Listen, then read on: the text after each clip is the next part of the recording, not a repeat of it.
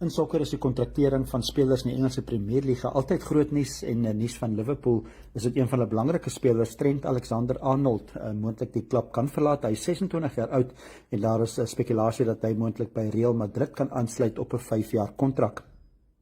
Ook Manchester United, wat baie spelers sal moet laat gaan. Hulle finansiële uitdagings, soveel as 10 spelers mag moontlik van hulle kontrakte onthef word. Dit sluit spelers in soos Engelandse doelskieter Marcus Rashford, hy is 27 jaar oud, en ook die 33-jarige speler van Brasilië, dit is die middenveldspeler Casemiro. Manchester United kyk ook na nuwe spelers wat moontlik by die klub kan aansluit. Een van hulle is Fenerbahce se Yusuf Ansisek. Hy is maar 19 jaar oud en hy speel vir Turkye se nasionale span, maar dit is ook 'n Tottenham Hotspur, ook Bayern Munich en Atletico Madrid en Napoli, al die klubs wat ook belangstel in sy dienste. Dit is sokkernuus op internasionale vlak.